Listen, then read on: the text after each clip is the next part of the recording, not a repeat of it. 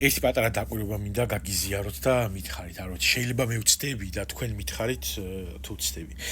როდესაც რომელიღაცა თანამედროვე პოეტზე არის ხოლმე საუბარი, ამ შემთხვევაში პოეტებზე მაქვს საუბარი, თორემ მწერლებზეც ამბობენ ხოლმე, რომელიც არ მოსწონს სამთავრობო პროპაგანდას და პროპაგანდისტებს, რასაც ამბობენ ხოლმე არის, რომ ეგ რანაირი პოეტია, კაცო, ჩვენ პოეტი ვყავდა და მერე ჩამოთვლიან ხოლმე რა, გალაქტიონი, ვაჟა-ფშაველა და შოთა რუსთაველი.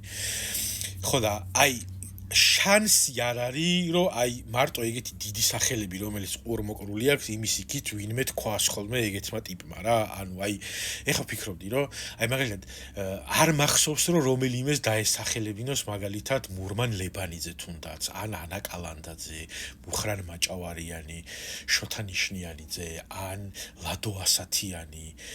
აკაკი წერეთელსაც კი არ ამბობენ ხოლმე ბიჭო. ანუ აკაკი წერეთელი არის ესე იგი გოსანი ქვია ქართული პოეზიის მგოსანი არის ადამიანი, რომელიც ითვლება ყველაზე დიდ ქართველ პოეტად რა, ხო? რომელიც ლექსებიც არის სიმღერა თავისი ესე იგი ყველაფრით, რითმით, შინაარსით ყველაფერი და ნუ მე მასზე დაფუძნებული სიმღერებიც ვიცით თავისთავად. აი აკაკი წერეთელსაც კი არ ამბობენ ხოლმე ამ ჩამონათვალში რაღაცნაირად, არ ვიცი რანაირად ახერხებენ. ხო და კაი, ნუ გავიგეთ, რომ თქვა შეიძლება მურმან ლებანიძე და ლადო ასათიანი არ ახსენონ რაღაცნაირად მოახერხონ ეს, მაგრამ აი აკაკი წერეთელიც არ მესმის ხოლმე რა, მაგაში რომ ეგ რანაირი პოეტია, ჩვენ პოეტი გვყავდა და იტყვია ხოლმე აი ეს სამი სახელი ისმის რა, ვინც ყური ყველას აქვს მოკრული.